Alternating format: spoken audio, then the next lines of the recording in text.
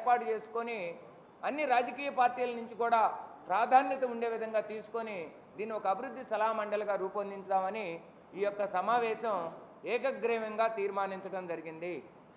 దానికి అనుగుణంగానే రాబోయే రోజుల్లో ఒక అభివృద్ధి సలహా మండలిని ఏర్పాటు చేస్తాం. ఆ ఏర్పాటు చేసిన దాన్ని కూటమి ప్రభుత్వానికి తెలియజేస్తాం. ఈ యొక్క మీరు అభివృద్ధి భాగస్వాములుగా చర్చల్లో కంపల్సరిగా ఈ అభివృద్ధి సలహా మండలి యొక్క సలహాలని సూచనలను కూడా పరిగణలోకి తీసుకోవాల్సిందిగా కోరతాం అనేది ప్రధానమైనటువంటి అంశం. రెండోది ఏదైతే ఇప్పటిదాకా నిజంగా గ్రామాలలో భూ సమీకరణ విధానంలో అనేక రకాలుగా విభిన్నమైనటువంటి అపరిష్కృత సమస్యలు ఉన్నాయి. ఈ అపరిష్కృత సమస్యలన్నిటికీ ప్రధాన కారణం ఏంటంటే సమస్యని నివేదించడమే కానీ దానికి ఉన్న పరిష్కార మార్గం క్షేత్రస్థాయిలో ఈ యొక్క అమరావతి ప్రాంత ప్రజలకు తెలుసు.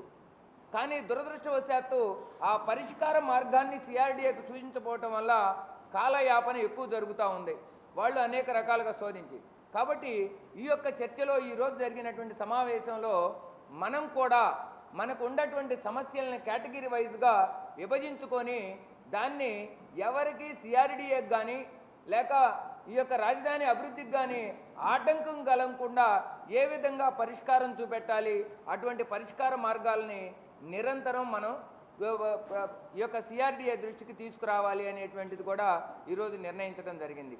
అదేవిధంగా మూడవది అంశం ఏదైతే దీర్ఘకాలమైనటువంటి సమస్యలు ఉన్నాయో గ్రామ కంటాలు, అదేవిధంగా ఈది పోర్టులు ప్లాట్లకి ప్రత్యామ్నాయ ప్లాట్లు కేటాయింపులో జాప్యత కానివ్వండి, లేకపోతే ఎన్ఎస్పి అంటే నెగోషియబుల్ సెటిల్మెంట్ పాలసీ ద్వారా R1 జోన్లో ఉన్నటువంటి భూమిని సేకరించేటప్పుడు తొందరపడి భూసేకరణ నోటీసులు కాకుండా వాళ్లతో ఒక పరిష్కారమైనటువంటి విధానంగా ఒక పరిష్కార మార్గాన్ని సూచించాలి.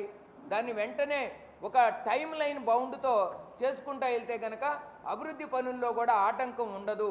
కాబట్టి ఆ టైం లైన్ పెట్టి ప్రభుత్వానికి లేకపోతే సిఆర్డీఏకి ఆ సమస్యలను పరిష్కరించడంలో ఏదన్నా పెద్ద ఇబ్బందులు ఉన్నాయా, ఆ ఇబ్బందుల్ని రైతులకి సమావేశాల ద్వారా వివరించాలి, రైతుల్ని నాలెడ్జ్ చేయాలి.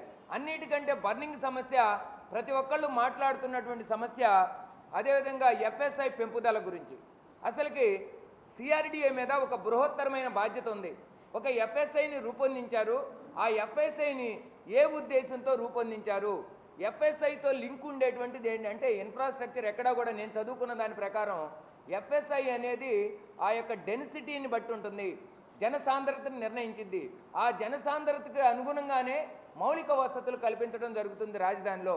మరి ఈ ఎఫ్ఎస్ఐ పెంచడం వల్ల వచ్చేటువంటి పరిణామాలు ఏంటి, ఎఫ్ఎస్ఐ పెంచకపోవడం వల్ల రైతులు ఏమన్నా నష్టపోతారా?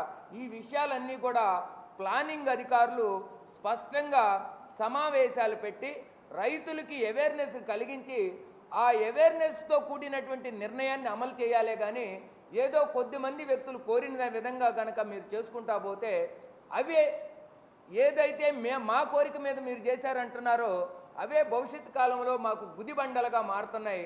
దానికి ప్రత్యేకమైన ఉదాహరణే ఏ ఊరికి ఆ ఊరు ప్లాట్లు తీసుకున్నటువంటి నేపథ్యం. ఈరోజు మా మిత్రులు ఈ చర్చల్లో చాలామంది మాట్లాడింది ఏంటంటే ఇక్కడ ఉన్నటువంటి నెక్కళ్ళు కానివ్వండి, శాఖమూరు కానివ్వండి, లేకపోతే మంగళగిరి మండలంలో ఉన్నటువంటి నవలూరు కానివ్వండి, ఈ అన్ని గ్రామాల్లో ఈ యొక్క బోర్డర్ విలేజెస్ ఏదైతే ఉండే 29 గ్రామాల్లో సరైనటువంటి అభివృద్ధి జరగట్లేదు, మా ప్లాట్లకి సమ ప్రాధాన్యతలో మాకు దీనికి ఉండేటువంటి ధరలు కూడా ఉండట్లేదు అనేటువంటి బాధపడతా ఉన్నారు. అభివృద్ధి అంతా కూడా ఒకచోట కేంద్రీకృతం అవుతుందని బాధపడుతున్నారు. దీనికి ప్రధాన కారణం ఆ రోజు మాకు మీరు సరైన అవగాహన కల్పించకపోవటం వల్ల జోనల్ సిస్టంలో కేటాయింపుల్ని మేము వ్యతిరేకించి ఏ ఊరికి ఆ ఊరు కావాలను మళ్ళీ అదేటువంటి దురదృష్టం రేపు ఎఫ్ఎస్ఐ రూపంలో రావచ్చేమో. కాబట్టి మీరు దానిని వెంటనే పరిష్కరించే విధంగా పూర్తిగా అవేర్నెస్ కార్యక్రమాలు పెట్టాలి. అదేవిధంగా ఒక మంత్లీ కనీసం ఒకటి ఈ అభివృద్ధి సలహా మండలి కానివ్వండి, రైతులందరితో కానివ్వండి, రైతు ప్రతినిధులతో కానివ్వండి, మీరు ఒక సమావేశం నిర్వహించాలి. ఆ సమావేశంలో ఎంతవరకు అభివృద్ధి జరుగుతుంది, ప్రభుత్వం యొక్క లక్ష్యాలు ఏంటి, ఎంతవరకు నెరవేరపోవడానికి ఉన్నటువంటి అడ్డంకులు ఏముండే, ఆ అడ్డంకుల్లో రైతుల నుంచి చేయాల్సినటువంటి సహాయ సహకారాలు ఏంటి, వీటన్నిటిని కూడా మనం తెలియజేయాలి. ఇది కూడా మీరు ప్రతి నెల ఒక ఫిక్స్డ్ డేట్ని కనుక చేస్తే మేము కూడా గ్రామాలలో ప్రతి వారం కూడా మేము సమావేశాలు నిర్వహించుకొని సరైనటువంటి సమస్యలను మాత్రమే మీ దృష్టికి తీసుకొచ్చి వాటి పరిష్కారానికి దోహదం చేస్తాం. ఇవన్నీ కూడా జరగాలి అంటే అందరూ వచ్చినటువంటి 29 గ్రామాల నుంచి ఈరోజు వచ్చారు. ఆ 29 గ్రామాల్లో అందరూ కూడా అనేక జేఏసీల యొక్క నేతలు కూడా దీంట్లో ఉన్నారు. వాళ్ళందరూ కూడా చెప్పిన మాట ఒకటే, మనం అభివృద్ధి సలహా మండలిగా ఉండాలి. ఎందుకంటే 2029 కల్లా ఏదైతే ప్రభుత్వం చెబుతుందో ఆ మొదటి దశ 100% పూర్తవ్వాల్సిందే. దానికి రైతుల నుంచి అన్ని రకాల సహాయ సహకారాలు అందించడానికి మేమంతా సిద్ధంగా ఉన్నాం. యువత ఉద్యోగ అవకాశాల మీద కల్పించాలి. అదేవిధంగా కార్మికులకి పని దినాలు కల్పించాలి వాళ్ళకి. అదేవిధంగా ఈ రైతులకి రేపు కౌలు చెల్లించేస్తారు. కౌలు అయిపోయిన తర్వాత ప్రత్యామ్నాయమైనటువంటి మార్గాలు ఏముంటాయి అంటే మీరు చిన్న తరహా కుటీర పరిశ్రమల్ని ఇక్కడ ప్రోత్సహించే విధంగా ఉండాలి. బ్యాంకులు లోన్లు అందించే విధంగా ఉండాలి. అదేవిధంగా క్యాపిటల్ గెయిన్ యొక్క ఎగ్జంప్షన్ని సక్రంగా అందజేసే విధంగా సక్రంగా వాళ్ళకి అందే విధంగా ప్రభుత్వం చర్యలు తీసుకోవాలి. దీనికి ఏదైతే స్టాంప్ డ్యూటీ వాల్యూ మీద మీరు దృష్టి పెట్టాలి. ఎన్ని పాయింట్ల మీద ఈరోజు విస్తృతమైనటువంటి చర్చ జరిగింది. ప్రజలందరూ కూడా వచ్చినటువంటి నాయకులందరూ కూడా ఈ యొక్క అభివృద్ధి సలహా మండలి ఉండటం ఉత్తమమైనది. దాన్ని ప్రభుత్వం గుర్తించాలి. ఆ గుర్తించడానికి ప్రభుత్వ సహకారం అవసరమైతే స్థానిక శాసనసభ్యులు ఇక్కడ ఉన్నటువంటి తెనాలి శ్రావణ్ కుమార్ గారు కానివ్వండి, నారా లోకేష్ గారు కానివ్వండి, వారి యొక్క కీలక భూమి వహించి తప్పనిసరిగా ఒక అభివృద్ధి సలహా మండలిని ఏర్పాటు చేయడానికి దాన్ని అధికారికంగా గుర్తించి వారితో నిరంతరం చర్చలు జరిపితేనే భాగస్వాములకి సరైనటువంటి విలువ ఇచ్చిన విధంగా ప్రజలు భావిస్తారు. దయచేసి ఇటువంటి చిన్న అపరిష్కృత సమస్యలు దీర్ఘకాలంగా ఉండే అవకాశం ఉండదని తెలియజేసుకుంటూ ఈ సమావేశంలో అందరూ కూడా